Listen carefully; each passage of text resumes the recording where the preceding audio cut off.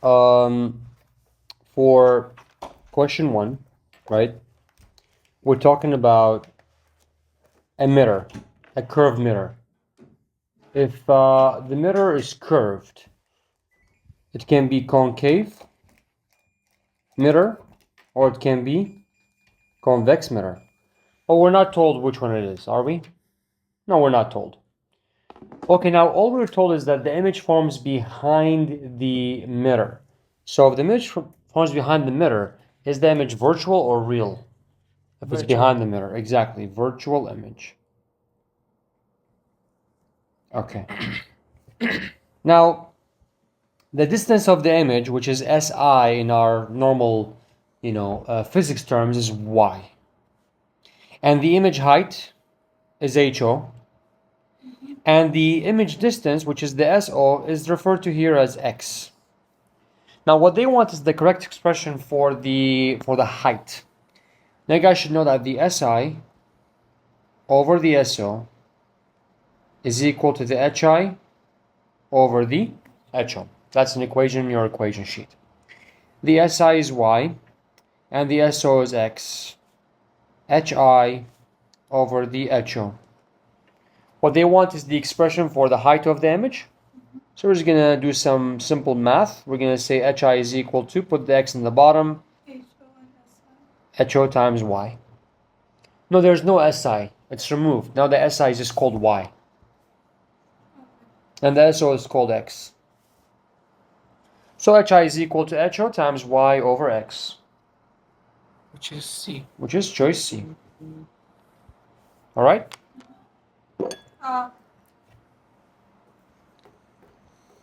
Here we have 3 charged spheres. And sphere N is released from rest. Now guys, look. Sphere N is being pulled by sphere L. Do we agree? Yes. It's being pulled toward it because they have opposite charges. And sphere M is pushing sphere N away because they have opposite charges. So now if we're going to be extending this one here, it's going to be, and if I use different color for sphere M, it's going to be going that way. So somewhere between those two spheres is going to be the effect, the combined effect, the resultant. Somewhere between those two arrows. The resultant. Somewhere between them, right? Yeah. So not fully right, not fully left, but somewhere between them. This is way too much to the right side. This is down, that's way too much to the left. So it's going to be A. Somewhere between them, basically. Resistivity is referred to as this symbol here. It's known to increase with temperature. So that means if we have more temperature, we're going to be having more resistivity. They're going to be directly proportional to each other.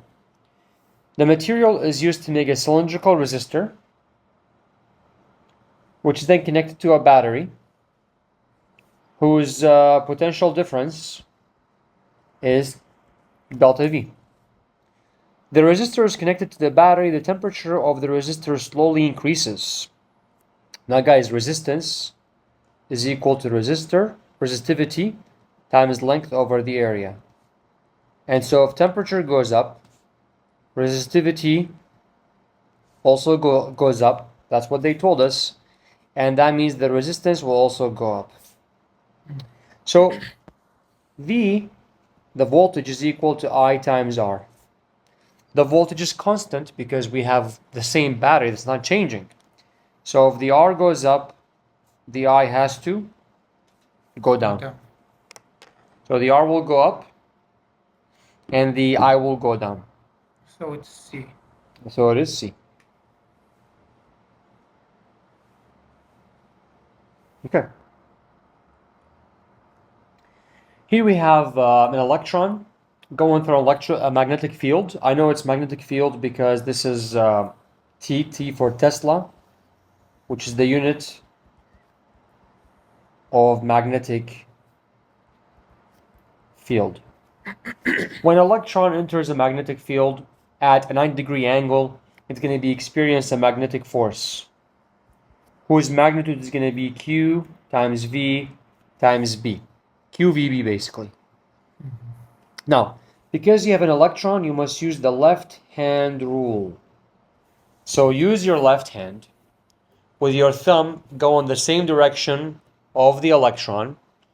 So that means your thumb has to go right. The fingertips have to go down. So the fingertips is the field. They have to go south or down.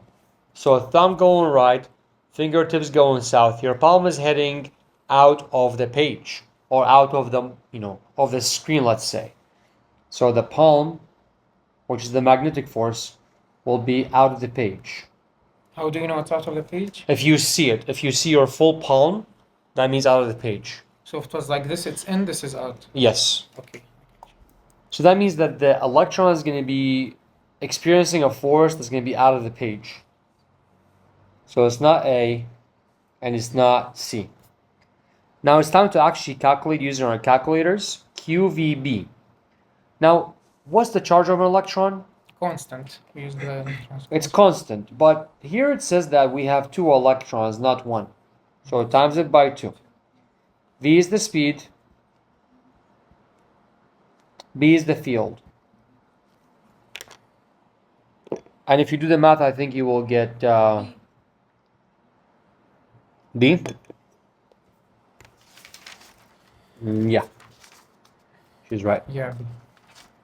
Okay. Are you good? Listening? Mm-hmm. Supernova. Occurring at distance of 2 times 10 to the power of 20, which emits radiation that's going to be visible and also X-ray at the same time. Now guys, visible and X-ray, they both belong to what we call electromagnetic radiation. In the case of electromagnetic radiation, the speed of light is constant, right? Yes. Do you guys know how much that is? 3 10 to the power of 8. Meter per second. Exactly. Now they're saying talk about the time. Now what I know that is that the speed is equal to distance over time. The speed is constant. The distance is this, and the time is unknown. Let's find the time. Of course, time is going to be in seconds. So let's do the math and see how much we get. Many years. Yes, it's going to be a huge number, which means many years. And they're going to take the same time because they have the same speed. So it's B. Same time. Question 6.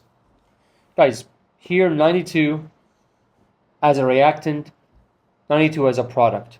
You know what that means? We have to have 0 here in the subscript. But then how did 238 become 239? You must have 1 in the superscript. So what particle is that with a 0 in the bottom and 1 on top? Hydrogen? It's actually a neutron. Neutron. 0 and 1. So it has 0 atomic number, it has no protons, and it has a mass number of 1. So particle X has to be a neutron. So it's not C and it's not D. How about particle Y? How did 93 here become 92 become 93? You must have a minus 1 in here. And how did 239 remain as 239? You must have a 0 in here. What particle is that? Beta minus. Electron or beta minus, you're right. So B. 7. Okay. Here we're looking for the electric potential. Who knows what's the other word for electric potential? What's it called? Voltage. Voltage, yeah. What's the equation for voltage? K Q over R. KQ over R. Okay. We're supposed to find the voltage at the origin by 2 charges. By the negative Q and also by the positive Q. Now, when it comes to voltage, voltage starts. So look, if we're talking about a conductor, okay, voltage is going to be not zero in the center. Okay, sorry guys. So the voltage is not zero. Okay, here you have a positive charge. Okay, you should take the origin as the place of that charge. Okay, so take it as the origin. Imagine if the charge is sitting, I'm in the center of the sphere, right?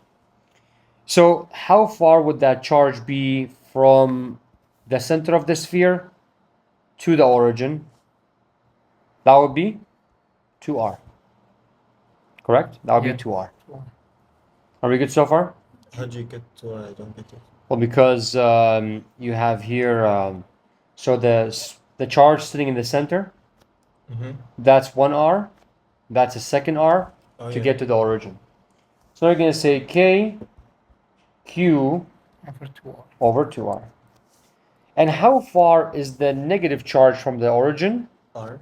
1r. So plus k, but it's negative, q over r.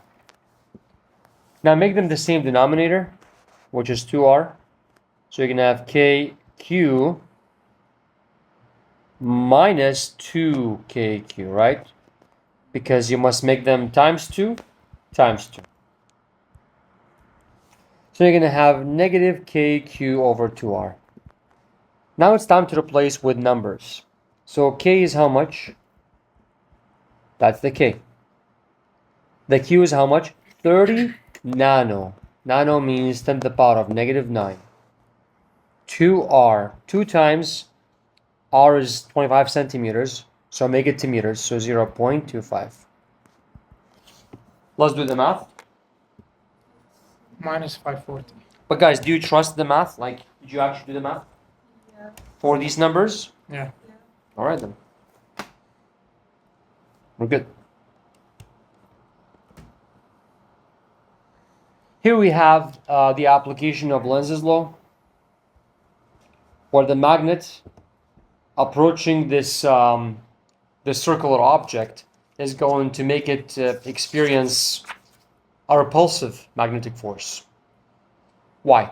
Because as the magnet is approaching, this will cause an increase in magnetic flux. And if we have an increase in flux, Lenz's law says, so act to decrease it. So if you have a north pole approaching, you yourself in the circle have to act as a north pole yourself. Now, what represents north pole in your right hand? You must use a right hand, by the way, here. You have to use your thumb.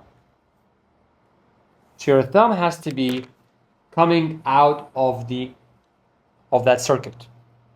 So imagine if you have a 3D circuit, right? Imagine, let's say you have the cap of a bottle, and then your thumb is coming out of the cap. Now I'm going to do that. And I'm going to simply rotate my hand.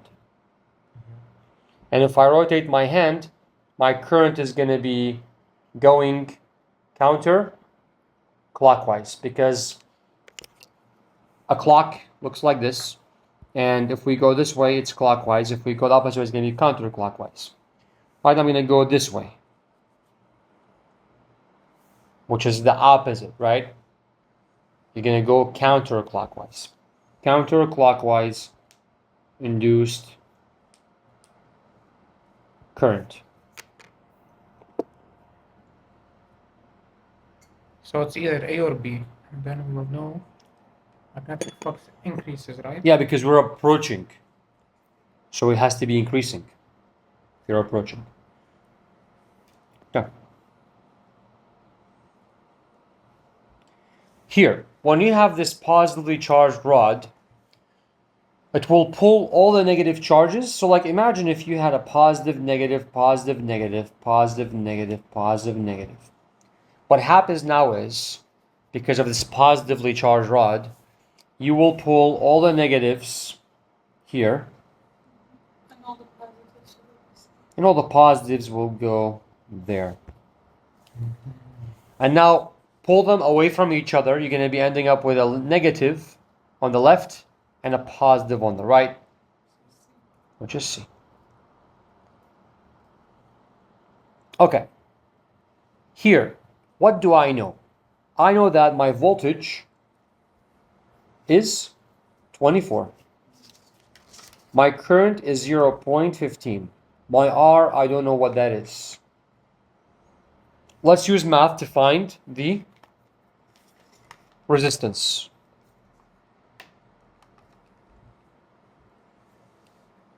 I got 160 ohm.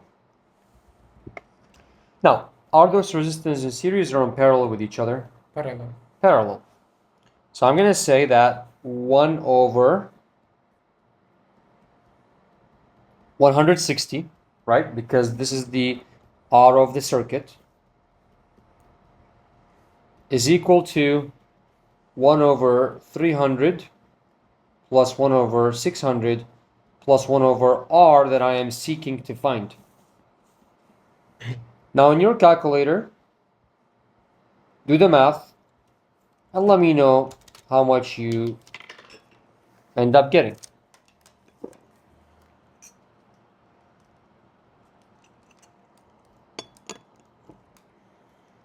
One over 800. 1 over 800 is 1 over R. I got 800. So, oh, you did the power thingy. Nice. So 800. Easy. They told us 160. How did you get 160? By using this equation. Oh, it just did V equal R and got the total R. Oh, okay. We're looking for the shortest wavelength. And as you guys know, C is equal to lambda F. And so if lambda is less, F has to be more. If F is more, E has to be more. So pick the longest line. The longest line is going to be the largest F, which is line D.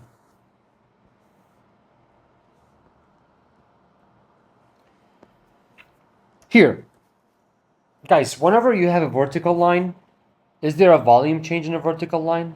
No. No. So vertical lines don't count for work. So you're going to ignore them. What you will focus on is only the horizontal line or diagonal line. In this case, we just care about X to Y. Now, what shape do we have from X to Y? Square. Square. Okay. So that means you will do side by side. So this is one side, and this is the other side. So you're going to do 2PO minus 0 times 2VO minus VO, right? So you're going to have 2PO times VO. Just see. But someone's going to say, why is it negative? Well, look, as we go from left to right, the volume is going to be expanding. That means delta V is plus. And work has the opposite sign of delta V, which is negative. That's why there's a negative sign.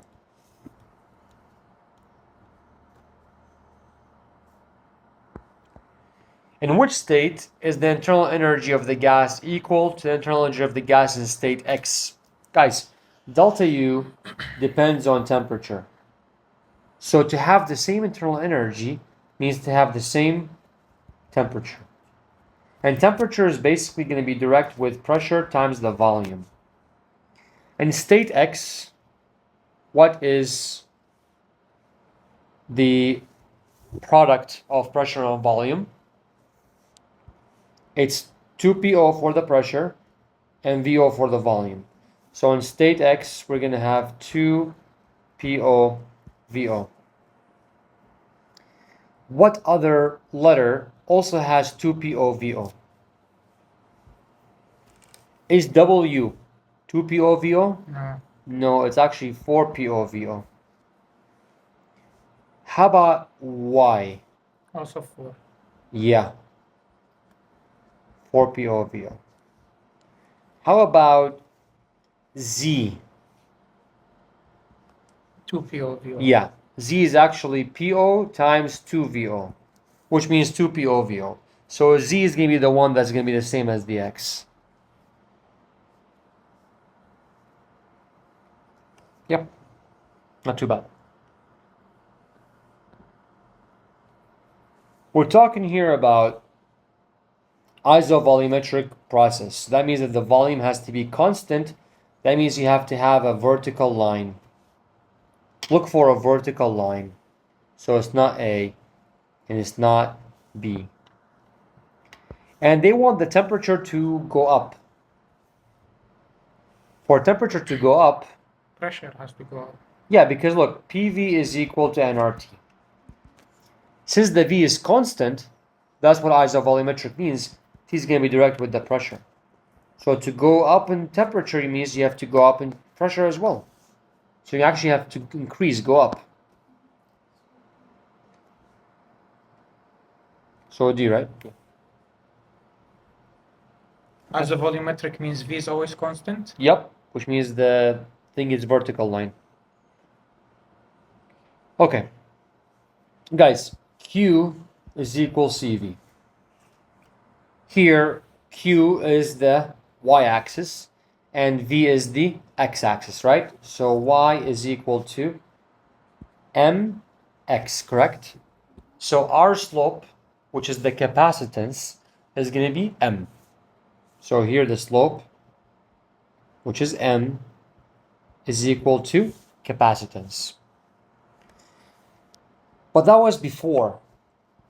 Now, we're going to be filling the capacitor with the material, a dielectric constant of 2.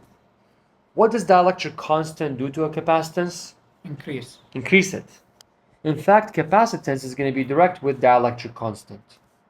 So if the K is 2, the capacitance will also go up by a factor of 2.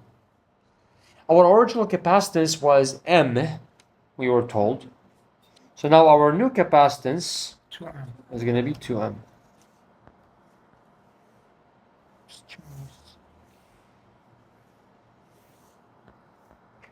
Is that a convex lens or a concave lens? Concave. It's actually convex lens. And if the SO is more than the F, then you will get a real image. And right now, oh, and by the way, in the case of convex lens, a real image appears on the other side of the lens. So basically, if your object is 120 on the left, your image has to be appearing on the Right. right, on the opposite side, because it's real. So it's not left, it's not left. Now, since your lens is convex, your F has to be positive. So now right now our F is equal to plus 30. Because sometimes they give you the number as positive, but you must know it's negative, which is the case for concave lens. Okay. So what are the two situations where the F is negative? If you have a concave lens, or if you have a convex mirror, which we don't in this case. The object is always going to be positive, which is the SO, 120. You must not find the SI. So 1 over F is 1 over SI plus 1 over SO. Do some math. 1 over 30 minus 1 over 120. 40. Good. Do you get it? Mm-hmm. Yes. Okay, do you guys know the equation for the magnetic field caused by a current carrying wire? B is equal to mu I over 2 pi r. But be careful.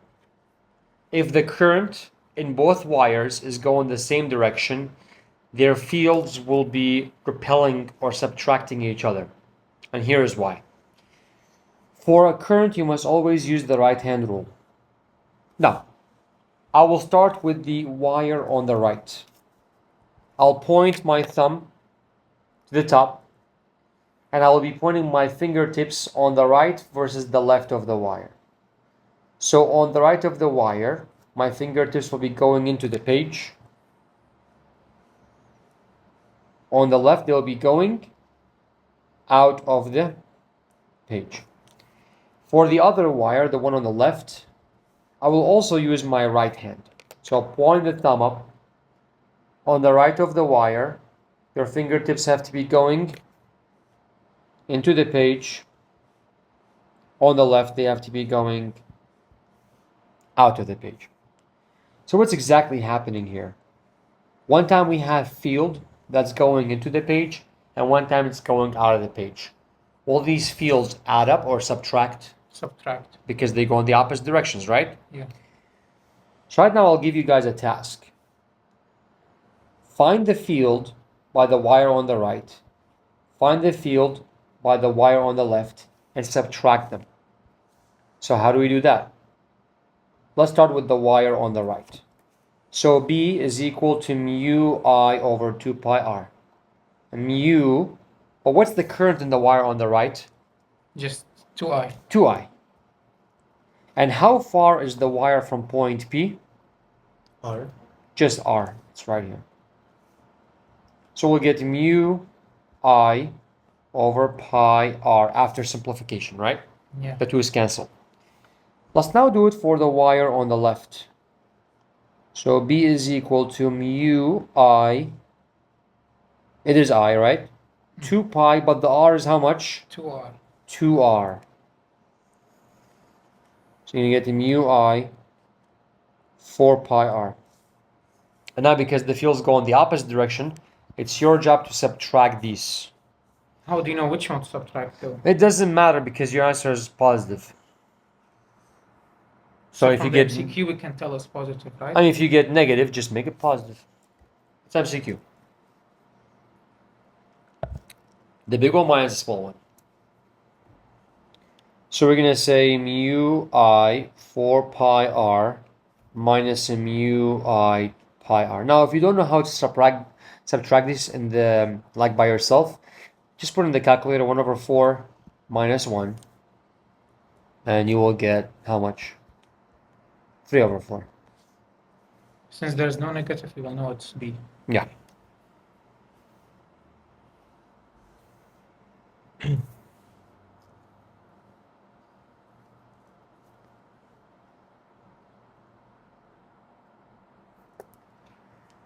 What's the relationship between capacitance and area? Direct. Okay. You guys have to know that. Direct.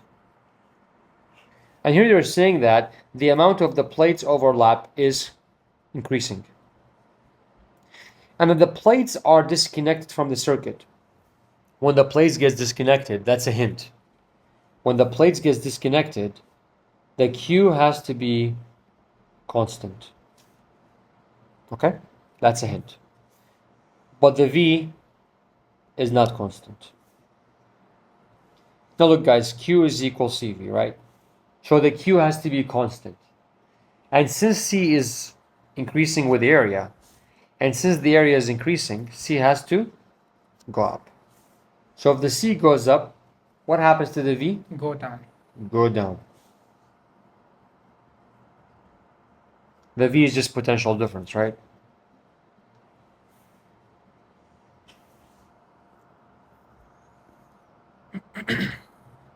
For this question, we actually have to pull up the equation sheet. So here's the equation to use.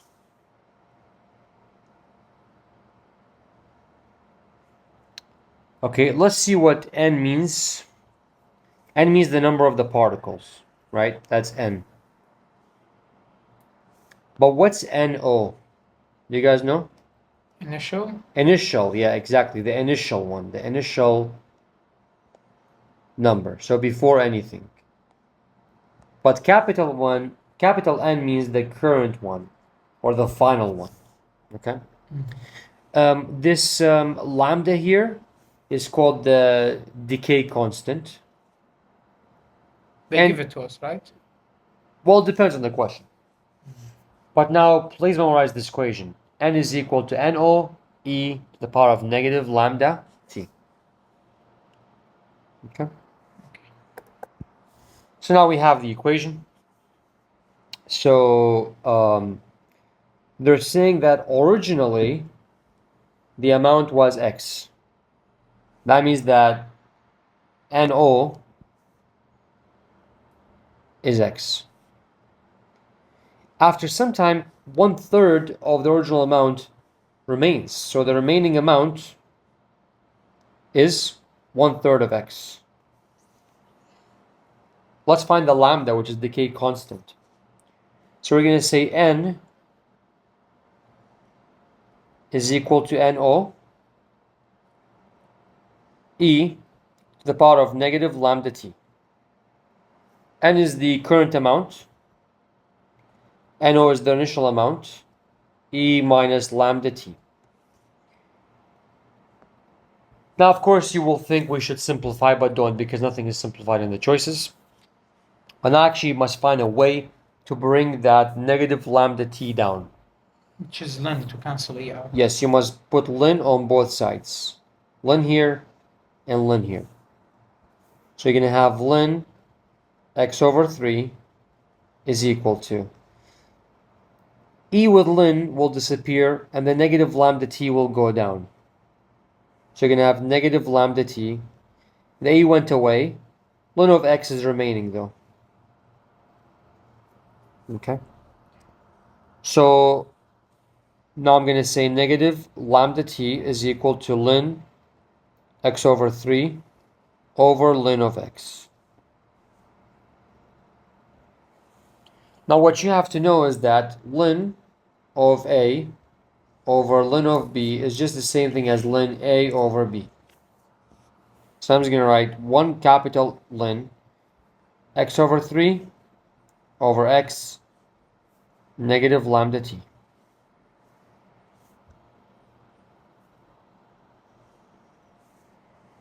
Okay. Which is B.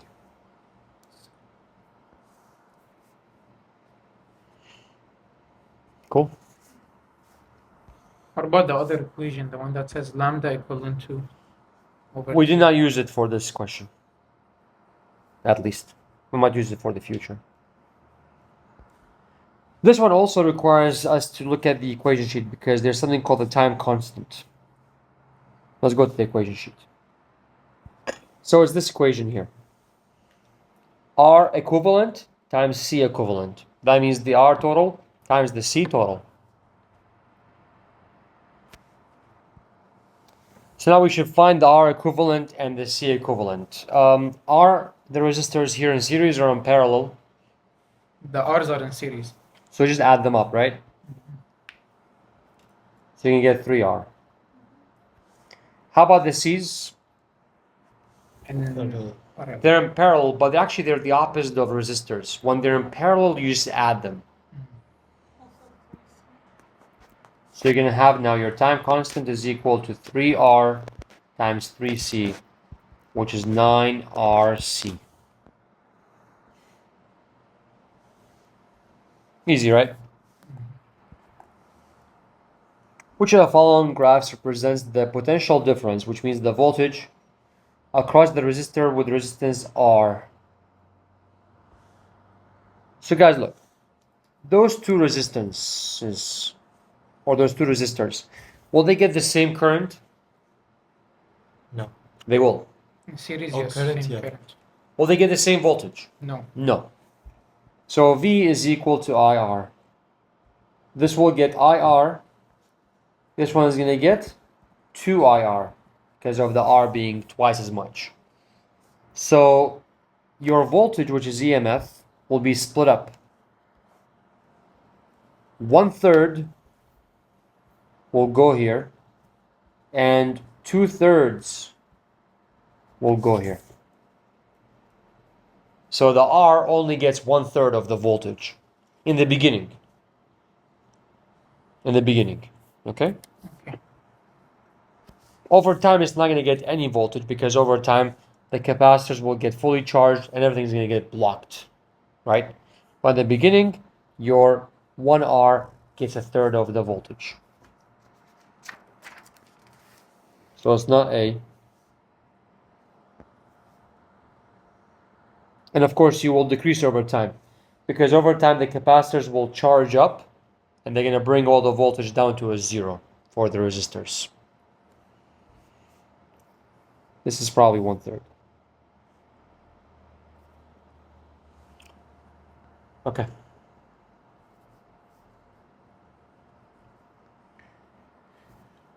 So here we have a gas in a container. We have two cylindrical stoppers that are each skewed in place and in contact with the gas.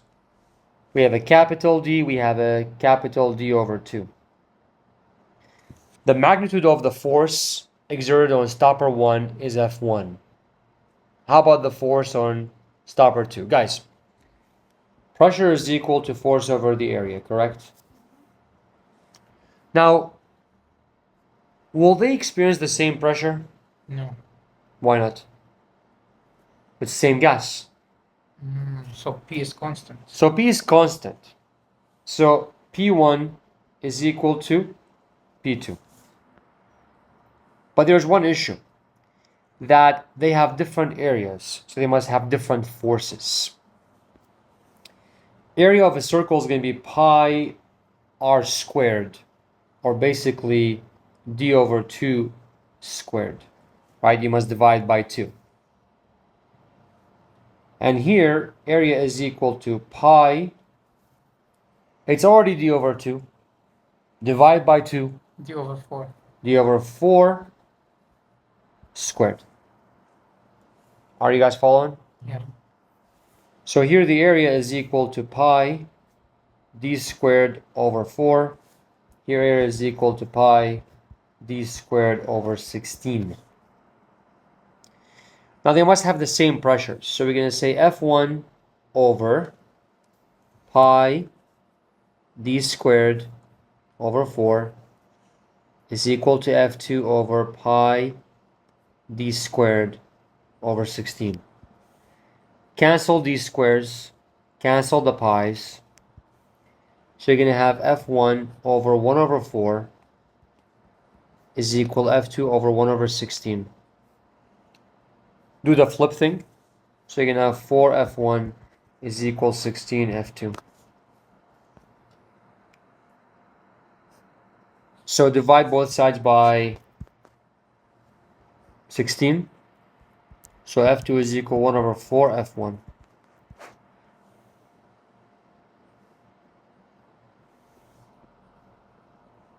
Yeah, which is A, right?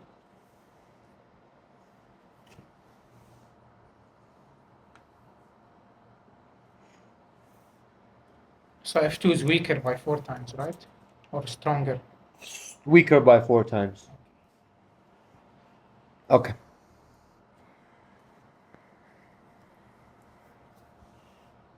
Look, guys, we have a wire lying in a magnetic field. So it's going to be experiencing a magnetic force by the equation ILB. Okay. So we have I, we have L, let's make it capital, and we have B. All right? And how about now? How about the new setting? So that's in figure 1. How about in figure 2? What has changed? I and L. I got doubled, L got doubled. So 4ILB. So here F was ILB. Now the force became 4 times larger, right? 4 times larger. So it is Indeed. Which resistor here is in series with the battery? 1. 1. It will get the most current, basically, right? Okay. Do you guys know the equation for power? V squared over R. Now, does R1 get the entire voltage? No, it does not. It does not get the entire voltage. Okay, let me give you a task. Can you guys find the R of the entire circuit? Yeah. Start with these guys. I want you to label each R as just R because they have the same resistance as each other.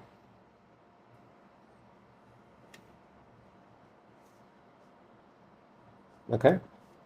So find the R parallel.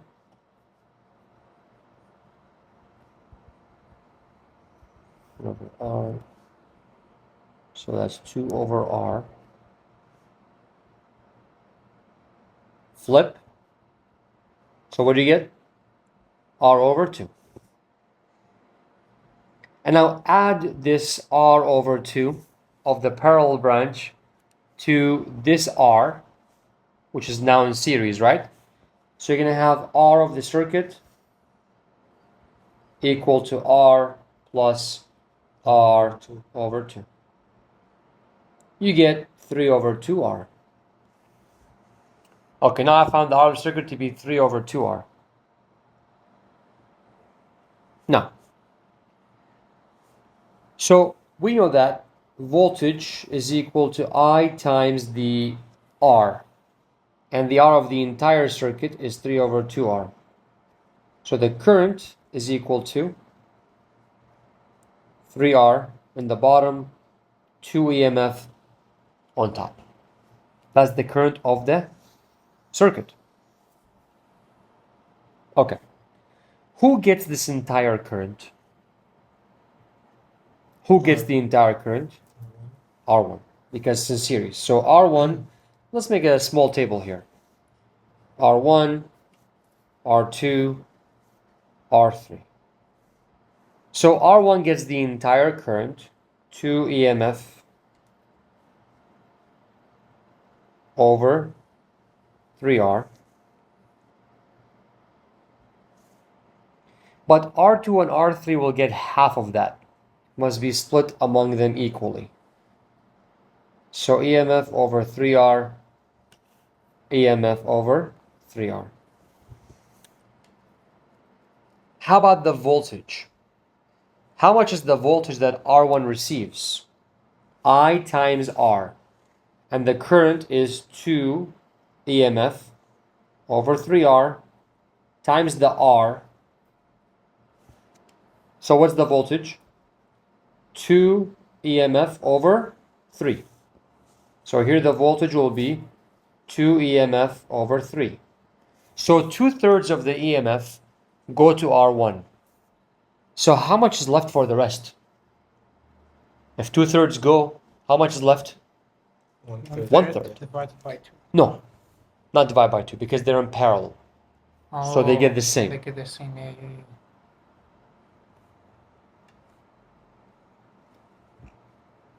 This is Ain. Now they want how much power is dissipated by resistor 2. Easy. So power is equal to I squared R. And so square the EMF, square the 3R, 9R squared times R, right? I'm just squaring the current, by the way. So EMF squared over 9R, which is A. Okay. Any questions? A beam of monochromatic light. Who knows what monochromatic light means? It's a light with a single wavelength. incident on a slit and gives you a diffraction pattern. The new slit has less width. Guys, you should know the equation for diffraction. Y is equal to m lambda L over D. Okay. So who knows what Y is? Y is the spread. Y is the spread between the bands, between the peaks, let's say. The spread or the distance between the peaks.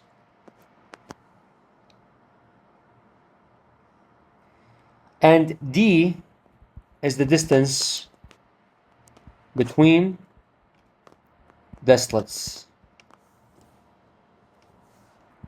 So guys, look. The new slit has smaller width. So from here, what letter is going to change when the slit has D, smaller width? Small d. Right, so the D will be less. So more spreading. So more spreading. So look for more spreading. Right now it's spread up until here, don't forget. Is that spread different in here? No, same. It's actually the same. It's actually less in here. It's more in C. It's the more, yeah. Yeah. Good. Yep. Good. Okay. Now here we should bring up the equation sheet to see which one transfers energy at a faster rate. So that's the equation to use, right? So faster rate, that means more Q. You must have more area, right? You must have less L. Less L. Okay. So which one has more area? Block 1, because just W times H. Right? Yeah, this one has more area. This one has less area. So right now, block 1 is winning. Block 1, so far, when it comes to area, it's more. And how about the length? Which one has less length? Block 1. Block 1. So the length is also less. So in both cases, it's winning. So block 1 has to win. Now, do they have the same K, which is the thermal conductivity constant? Yeah, same material. Yes, they do. So it's not about the K. So it's not A. It is B. B.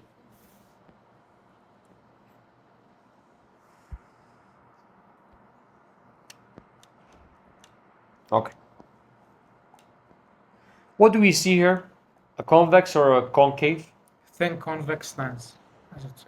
It's a convex lens. And you have the light ray coming from far away. From far away. You can't even see the object. Okay. So they will only bend upon, the light rays will only bend upon touching the lens, not before they touch the lens. So they cannot bend At either A or B. because they bend before they touch the lens, which doesn't make any sense. The lens will bend them by refracting them. But the light is coming from so far away, which would be qualified as case 1. And case 1 requires the light rays to converge, and they have to converge at F, which is the focal point. Okay? So yeah. So what is case 2 if case 1 is converge? Case 1, look, they will converge when SO is more than the F. And right now SO is more than the F because the F is like here and the SO is much farther away. Oh, okay. So we do have to memorize the 6 cases. Exactly. You did not yet? You're waiting for what? I have no idea. Okay, well, don't wait anymore. I also. Students design an experiment to find the work function. Now, do you guys know what work function means? It's how much energy must be supplied to remove the electron, to extract it out of the metal. They have UV light and visible light. Which one has an easier time at extracting the metal? I mean, the electron? UV light. Because UV light has more energy, has more frequency, has more energy. So it's better at extracting the electrons. But guess what? They both result in extracting the electrons. They both do.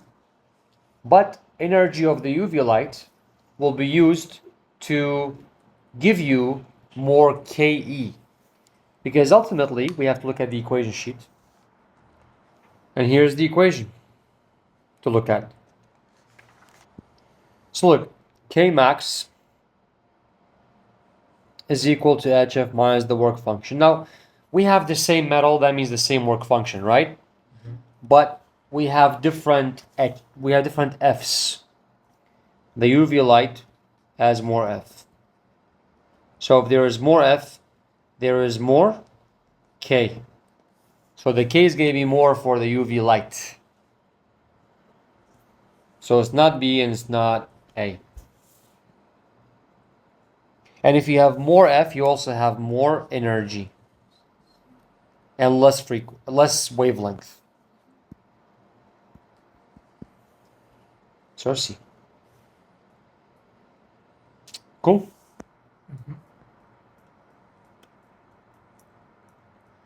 Okay, so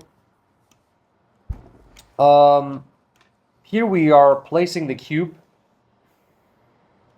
which is at 260, in water, which is at 280. So the cube will be getting 200 joules toward it to get hotter. So Q is equal to MC delta T. Right now the focus is going to be on the cube. 200 is equal to the mass of the cube is unknown. But can I find the mass of the cube? Yeah. Yes. Because density is equal mass over volume. Mass is equal to density times the volume. So 2,700 times. We know the side is 0.02, so 0.02 cubed.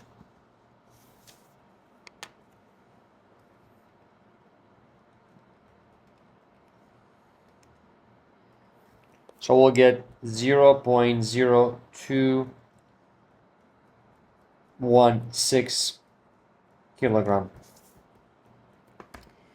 And now I'm going to go ahead, I'm going to plug that in. So 0.0216. The specific heat is given to me as 900. And we're looking for delta T. So delta T is equal to divide and let us know how much you get.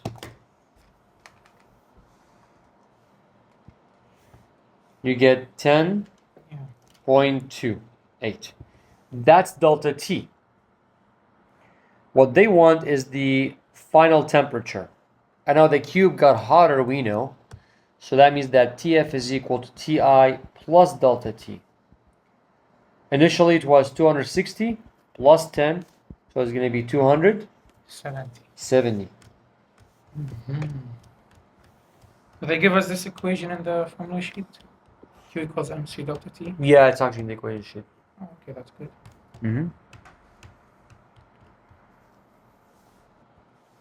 So 30. An object placed in front of a converging lens. What does a converging lens look like? It looks like this. And at distance of 2f, so this is the f, and this is 2f. And the object is here. As long as the SO is more than the f, image is going to be what? Real. Okay? The object is then slowly moved closer to the focal point. Now, as you bring, So as the SO becomes less, the SI, or sorry, the HI becomes more. That's a rule, by the way, for convex. Okay? Now the student is saying, as I bring the object closer, the image becomes less. But no, if you guys know your 6 cases, as you bring the object closer, the image height becomes more. So the student's going to be wrong. He's wrong. It's not, by the way, the HI increases when the image is virtual or real. So it's not about the image being virtual. So it's not about D. It is C. Okay. Yeah. Let's see what they mean by the ratio of image distance to object distance increases. Well, look, guys. So SI over SO is equal to HI over HO. And as we are getting closer, the SO will decrease and the SI will increase. How do I know? Because I know the 6 cases, which you must learn as well. So the numerator will increase. We're going to have less denominator. The ratio of the HI to the HO will increase as the ratio of the SI to the SO increases. It's about the ratio increasing.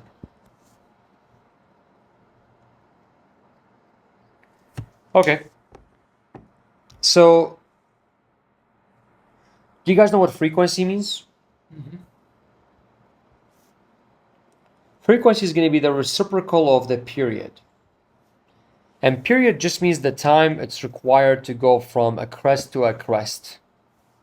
That's what it means. Sorry? Full wavelength. A full wavelength. Yes. So here we have a wavelength. Here we have a wavelength. And here we have a wavelength. So what's the wavelength in wave 1? Let's say 3.3 micrometer. What's the wavelength in wave 2? 6 micrometer. What's the wavelength in 3? 4 micrometer. So the less the wavelength, the more the frequency. So F1 has to be the highest frequency. And F2 has to be the least frequency. F3 is in the middle. Yeah, so you have to have F3 in the middle. And F1 being the highest. Yeah, F1 is the highest. Right? Yep.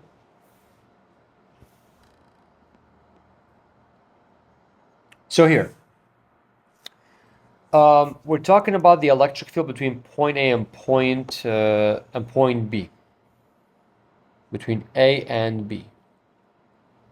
Okay. So let's see. Let's look at the equation, okay? We're going to be using this equation here. And also this equation right here.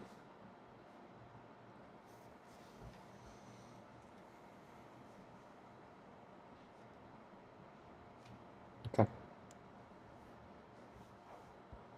So, you want to find the average electric field.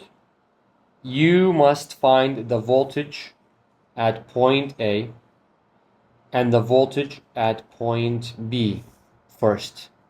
And then you will say E is equal to delta V over the distance between the 2 points, which is R. Okay? Let's find voltage A. So you're going to say K Q over, how far is Q from point A? 5R. 5R. Voltage B. How far is B from Q? 4R. Now minus them. So if you wanted the calculator, just put 1 over 4 for this one, minus 1 over 5 for this one to get a positive number. Right? And let me know how much you get. 1 over 20. 1 over 20.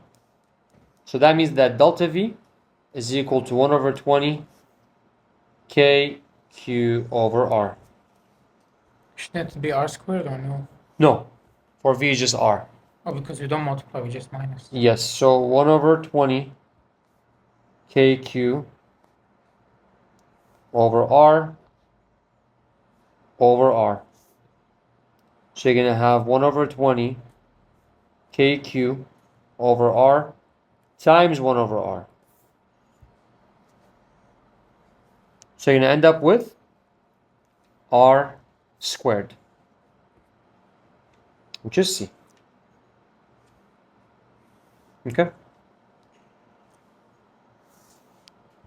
Now, question 33. Which of the spheres has the magnetic force with the greatest magnitude exerted on it? Here we have a current carrying wire that's going to be causing a magnetic force. We actually have two wires, right? So I want you right now to use your right hand rule for the top wire and tell me where the fields are going.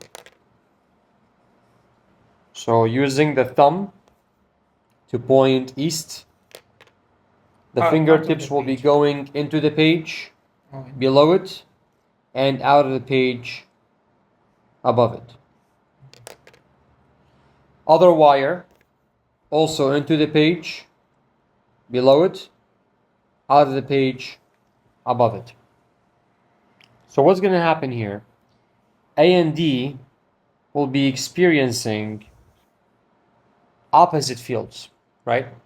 In fact, A and D won't feel any field because you're going to have X's canceling out dots. So you're going to have zero magnetic field in the middle. So A and D will have zero magnetic field. They're going to be out of the picture. Okay, so what's left is C versus B. You guys know the equation, right? F of M is equal to QVB. They both have the same charge. That was told to us. But do they have the same velocity? No. No, they don't. They have different velocities. With B having double the velocity, so it's going to feel more magnetic force. All right? Question 34. So,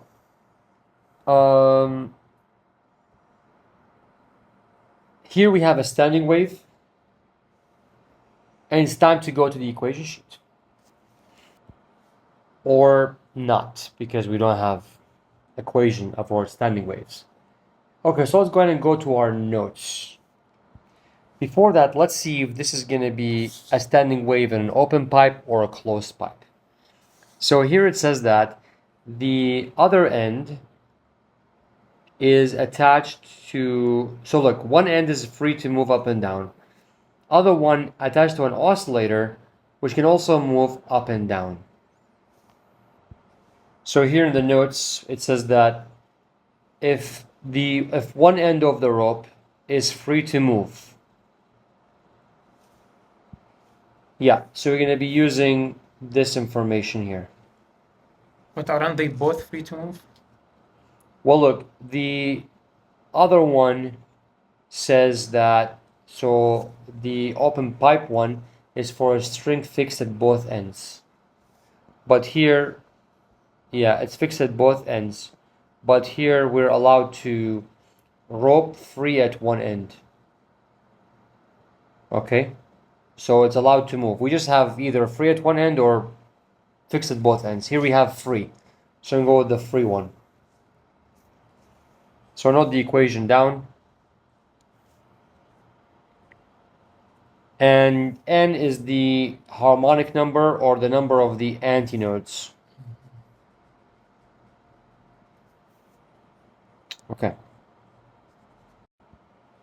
So you're going to have L is equal 1 over 4 lambda n. N is the number of the antinode. Since you're not told how many antinodes there are, just assume it's 1. So L is equal 1 over 4 lambda times 1. L is the length, 0.50. 1 over 4 times lambda. Lambda is equal to 2.0 meters, which is D.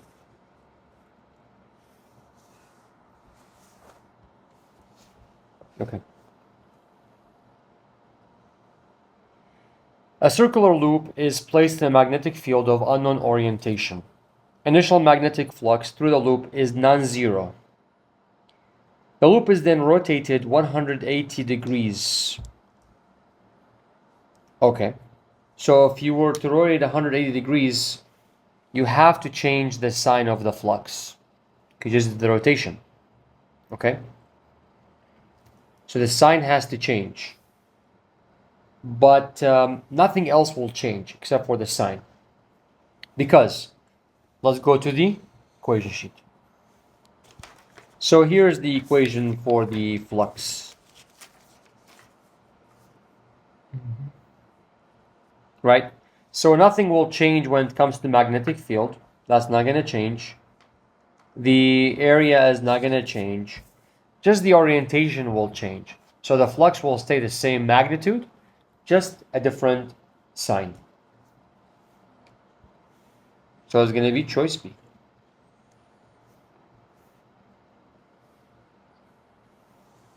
Okay. Here we have this much mass is lost when a nucleus undergoes an alpha decay. Now we have this many nuclei, and they want us to find the energy released. Now, do you guys know the equation for the energy released by a nuclear decay? Is it the delta M? Or Yeah, so M is equal mc squared. M is called the mass defect, or how much mass is basically lost, which is 1 times 10 to the power of negative 29. And c squared is going to be 3 times 10 to the power of 8 squared. Please do the math and let me know how much you get.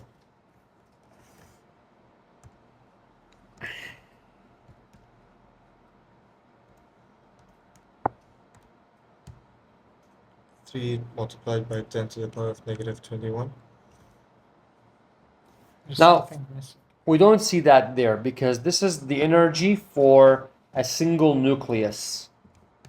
But here we have this many nuclei.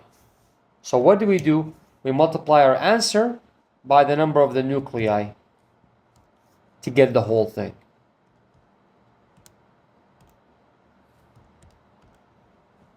.09. Although I think your answer is mistaken. Are you sure about your answer? Is it negative 21 or negative 11? I'm not sure. It's probably negative. Oh, I forgot to square it.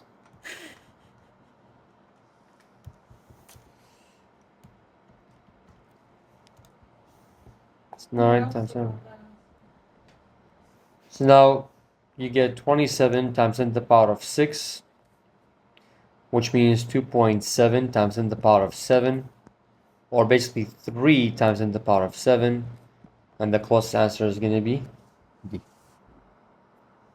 Wait, so what did we multiply 9 with? 9 times 10 to the power of negative 13. That's the energy for a single nucleus. okay. But we have all of these nuclei. We were told in the Oh. question. We're going to multiply them.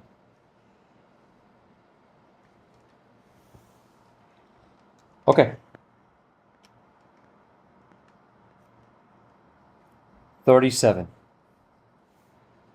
In the setup shown, Light of wavelength lambda is emitted from a laser and is incident on a plate with two thin slits. Interference pattern is created on the screen.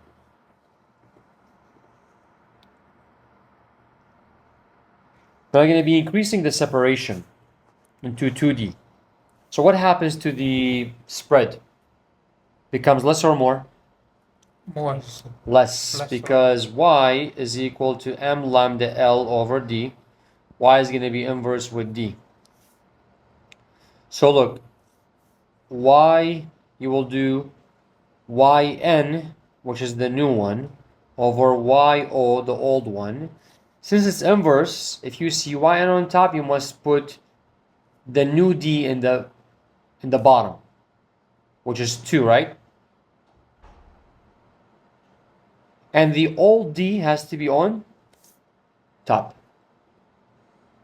because they're inverse. So original d versus the new d. 1 over 2.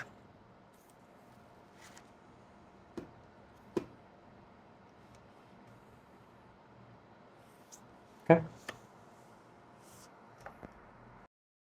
So look, we have an object placed along the principal axis that is very far. So whenever they say the object is very far, that means that the SO is equal to infinity. The image of the object is a distance of x1. So the SI is x1. And the focal length is just f. But now we're going to be changing the lens with a different one, where the f gets doubled to 2f. And now the SI becomes x2. And the SO is still very far, so it's still going to be infinity. Let's compare the ratio of x2 to x1. Let's find the ratio of x2 to x1. So look, for the first scenario, we're going to have 1 over f, 1 over SI, plus 1 over SO. So 1 over f, 1 over x1, and SO is just infinity. 1 over infinity is just a 0. So 1 over f is 1 over x1. Essentially, x1 is equal to f. Now I'll do the same thing, but for the second scenario. So I'm going to say 1 over 2f, 1 over SI, plus 1 over SO. So 1 over 2f, SI is just x2, 1 over infinity is just a 0. So essentially x2 is equal to 2f. Now they want the ratio of x2 to x1, and so we're going to say x2 over x1 is equal to 2f over f, which is 2. So the answer is going to be choice C. Okay. Now, for this question, we have 4-point charges, and we have to find the electric field at point P. Now, you should know that the electric field will be leaving a positive charge, will be going toward a negative charge. Will be leaving a positive charge, will be going toward a negative charge. So essentially what you end up with is one big field going northeast and one big field going northwest. And what you gotta do is you have to find the resultant field. So you gotta find something that's basically in between them. Now, of course, to find field, I must use the equation KQ over R squared. So the first thing I'm gonna have to do is to actually figure out the distance from the charge to point P. Now, this is just the hypotenuse of a triangle, and this triangle has the lengths which are equal. It's an isosceles right triangle. The base is going to be, so like the side of the square is 0.10. That means the base of the triangle is going to be 0.050. And the height of the triangle is going to be also 0.050. With this information, I have to actually find the hypotenuse now using the calculator. So I'm going to say the hypotenuse is equal to the square root 0.050 squared plus 0.050 squared. Let's see how much that will give us. Give me the number not in decimal. What do you mean not in decimal? Like, if they give you square root, tell me the number in square roots. It's zero. What? It's 0.070. Oh, you're using that one. Bad. Root of 2 over 20. Okay. That's going to be how far is each charge from point P. Now, I'm going to actually take this drawing somewhere else because I actually need more space to work with. Okay, so I'm going to basically just find one big electric field here and one big electric field here, and I will simply find the resultant of the two. I'll find the resultant of the two. So I must basically combine their sine components, right? Because if the angle here is a 45 and the angle here is a 45, then here it's going to be the E times the sine of 45, but I have to combine the electric field of the black arrow, electric field of the red arrow. So I'm going to have to do E sine 45 plus E of sine of 45. Now I'm actually very lucky in this question because all the charges have the same exact magnitude and they're all equally distant from point P. So what I could do, for example, here for this charge and this charge is to find electric field of both of them in one step. I will just say E is equal to KQ over R squared plus KQ over R squared. So K is 9 times 10 to the power of 9. I'll take this out as a common factor. And Q is, by the way, here the sign doesn't matter. It's an absolute value. Hello. Hello, man. How are you? You got better. Yeah, my face started working again. Nice. 1 plus R squared over R squared, which is, this is the R. R squared is going to be 2 over 400. 1 over 2 over 400. This all looks messy, it's fine. We'll use a calculator for that. And I got myself 36,000. No, sorry. 3.6 million. N over C. That's for the field. That's essentially going this way. We must now find the field that's going this other way, which is the same exact number, by the way. It will also be 36 times 10 to the power of 5 Newton over Coulomb. Now I'm going to have to find a way to combine them, which is by using the sign. So now I'm going to do, I'm actually just say 36 times 10 to the power of 5 times sine of 45. Here I'll do 36 times 10 to the power of 5 times sine of 45. I'm going to add them up with each other and see how much I get. Make sure the calculator is in degrees. And I got this big number here, which is 5091169, or essentially 5.1 times 10 to the power of 5 Newton over Coulomb. The answer 5 or 6, I guess 6, because I have 1, 2, 3, 4, 5, 6. So yeah, the answer is choice C.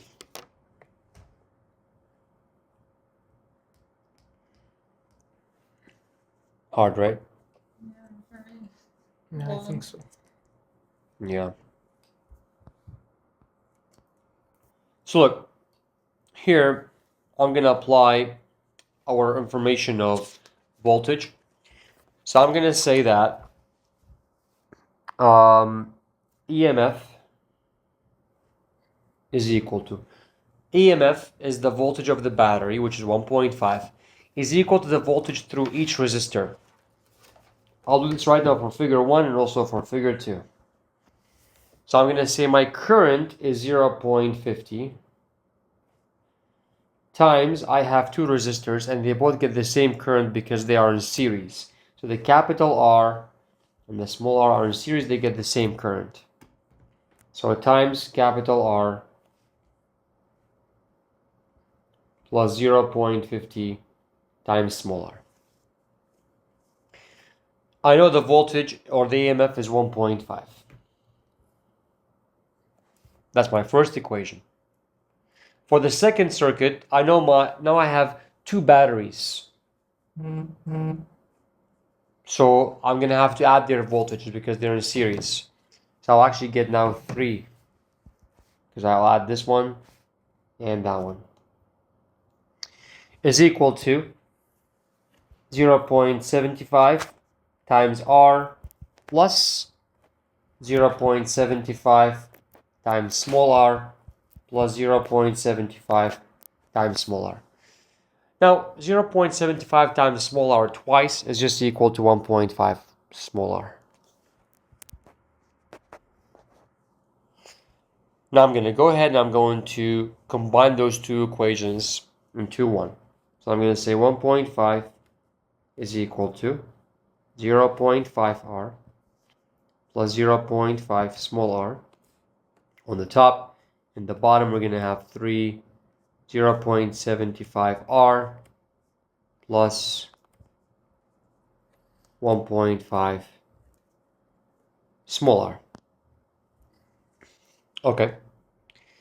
I guess what I could do is I have to, right now I'm just working with elimination in math, which means I have to either cancel out the capital R or cancel out the small r to actually get some work done, correct?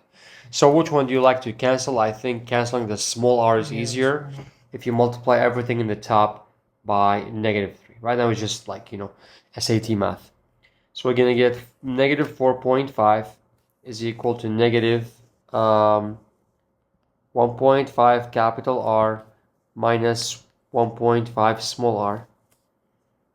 3 is equal to 0.75 capital R plus 1.5 small r. Let's add them up. And we're going to get -1.5, -0.75 r, and the small r's go away. Now divide both sides by -0.75 and capital R is equal to 2 ohm. Now that I found the capital R, I can go back to one of the equations, either equation 1 or equation 2, and simply replace inside. So I'm going to say 1.5, I'll use equation 1, is equal to 0.5 capital R, replace it with a 2, plus 0.5 small r. 1.5 is equal to 1 plus 0.5 small r. So 0.5 is equal to 0.5 r. Small r is equal to 1. So is small r equal to capital R? No. Is it very small compared to capital R? Yes. I mean, it's half. Is that very small? Probably not. It's small, but it's not. Yeah. Very small, like, means like 5% of it or something like that. So yeah.